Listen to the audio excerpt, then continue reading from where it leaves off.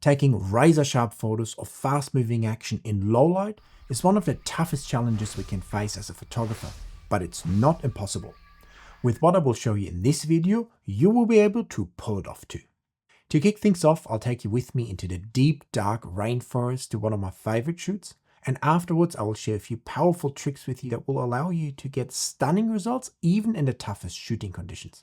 And if you hang around till the end, I will also share with you when and where you have to go if you want to photograph these stunning birds of paradise yourself. So join me now in far north Queensland.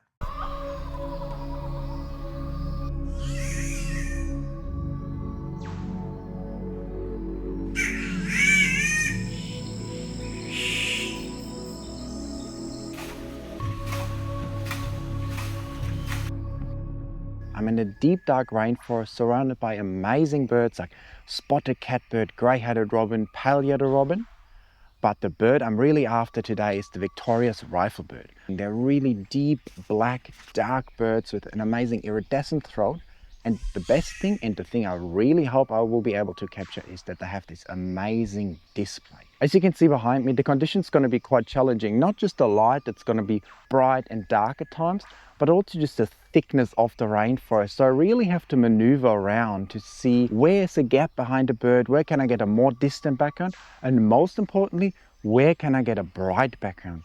Because when we're shooting at high ISO, which I will definitely have to do today, usually 12,800 or 25,600 to even get a 200th of a second, we need bright backgrounds. Because if we have a bright background, ISO and the noise shows up a lot less and we get much nicer, much cleaner images. Because it's a deep dark forest, I was planning to use my f4 600mm lens to get the most image quality and have the most light available to me.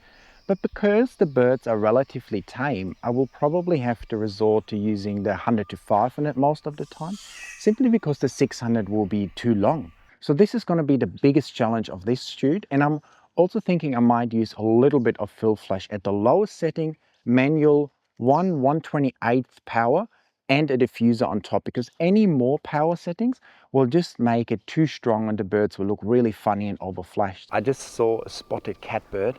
It's coming closer. It has this crazy call. Hoping I can get some shots. It's coming to get some banana off the deck right next to me. Put up a few branches over there. There it is.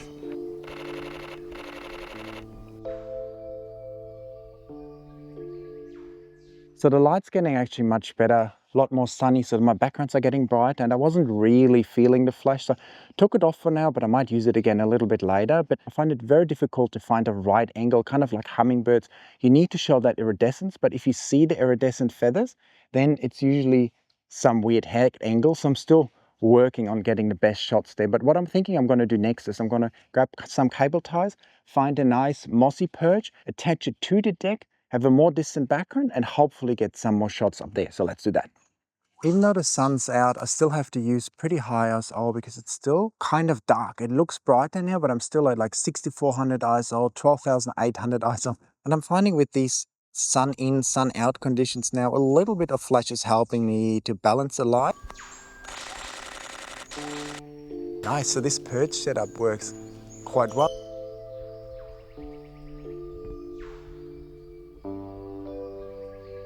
There's two more birds. Look at that, the female just jumped on my camera that I'm filming myself with. There's the male, hopping to one of the display perches.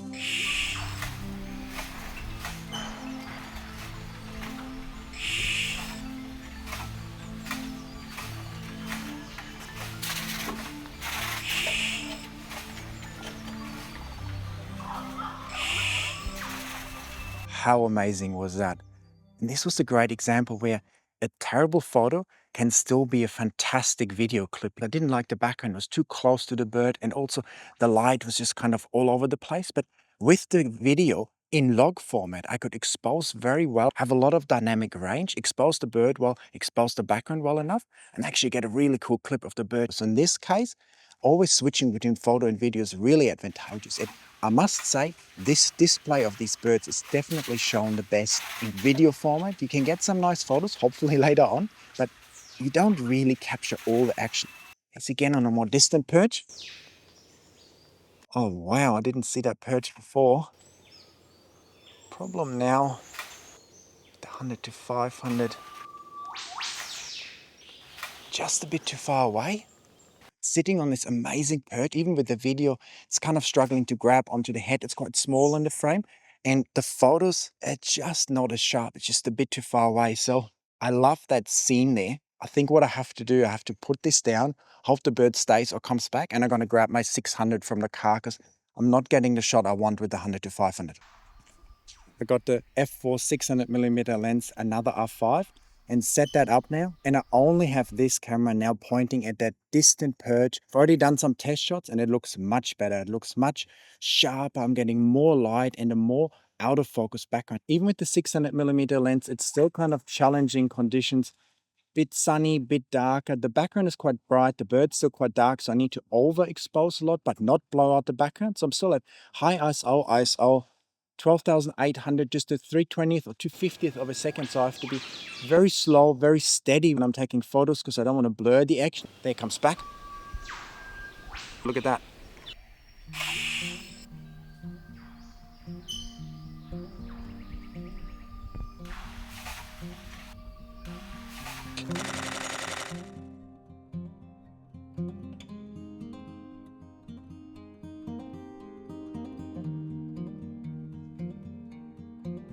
And off he goes. How good was that?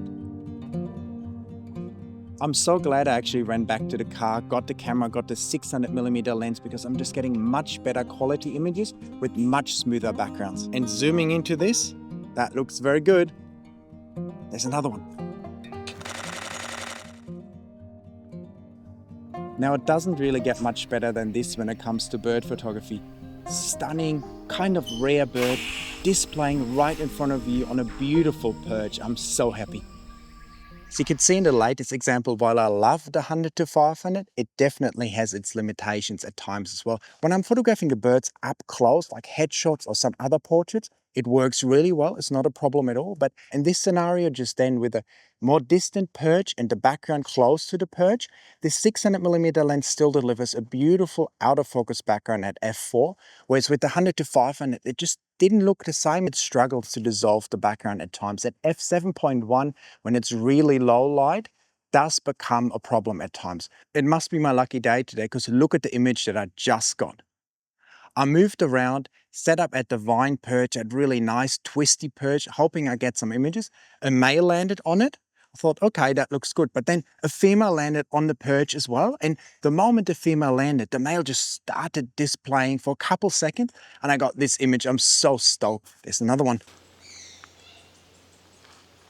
Oh, that one didn't do anything, but I feel like I'm getting greedy anyways. This is definitely one of those days that we all live for, isn't it? I've only been here a couple of hours, but I've already nailed all the birds I wanted, get some amazing images, some great poses, so I'm more than happy. And it's definitely one of the best days in my bird photography career. Man, it just doesn't stop. So it's definitely not the easiest and a bit more involved to shoot in dark shooting conditions and also requires us to learn a better editing workflow. But at the same time, it also allows us to capture unique images that most people can't. And if it was easy, everyone would do it, right? So if we want to get stunning results of moving subjects in tough, dark shooting conditions, there's a few steps we have to follow. First of all, we have to use high ISO, and I mean high ISO, if not uncomfortably high ISO, so usually 12,800 and beyond. On top of that, we also need to shoot our lenses wide open, and that lets that little bit of extra light onto our sensor that in return gives us the maximum possible shutter speed.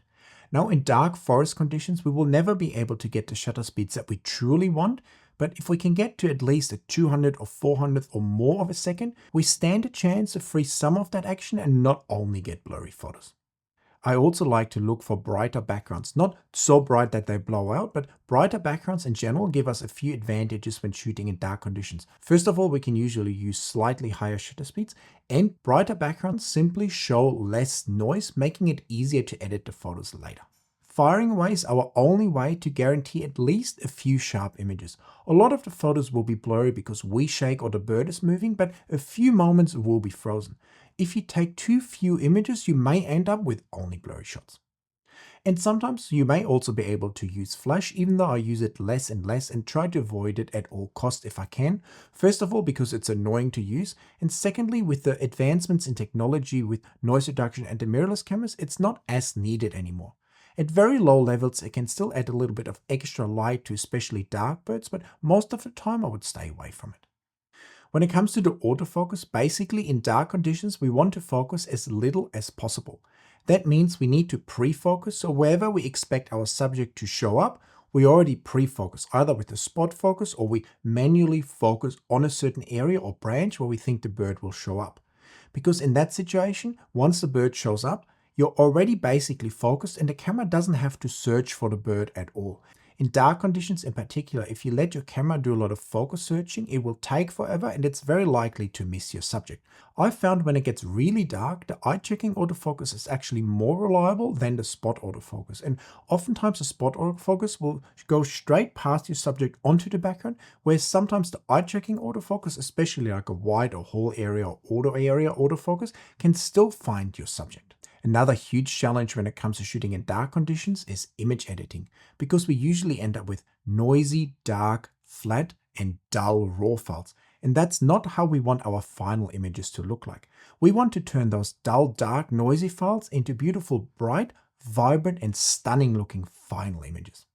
So the keys to editing these images is to brighten them, to remove the noise with DX or Puro or Adobe Enhance, for instance, and then clean up the colors, brighten the dark areas, darken the bright areas, and bring back nice colors in the overall image to really make the subject pop and the overall image shine.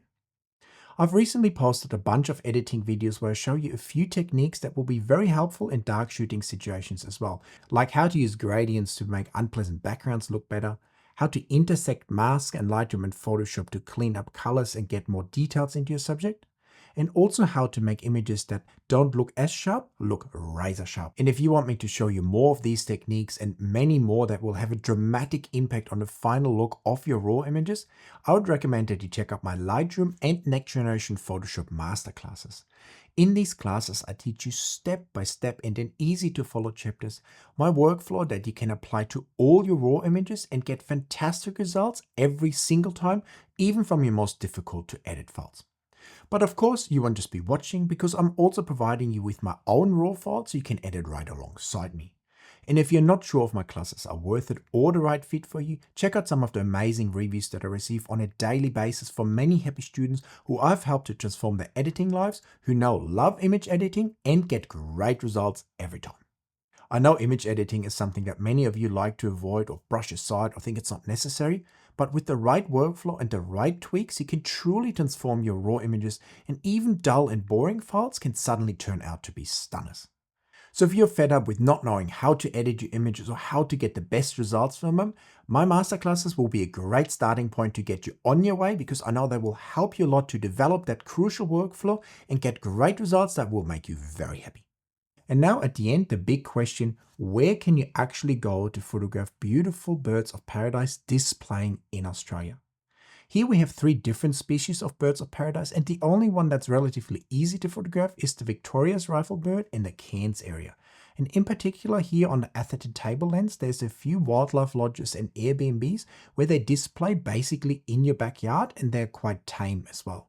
So for instance, we have Chambers Wildlife Lodges, or in particular Crater Lakes Cottages, where there's a few perches where these birds will come up and display right in front of you. And this is also where I made my video that you watched earlier. So if you come maybe between sort of the end of May and the end of July, you have a great chance of getting some stunning displaying birds of paradise yourself. And on that note, I think it's a great time to wrap up today's video. I really hope these tips will help you to get better low light results out there in the field. And I would love to hear from you guys in the comments. Have you had good or bad experiences in the field trying to photograph, especially moving subjects in low light? Let me know down there. Also give me a thumbs up for the video, check out my channel membership and masterclasses. And of course, don't forget to hit that subscribe button, and I'll see you guys in another video very soon. Bye.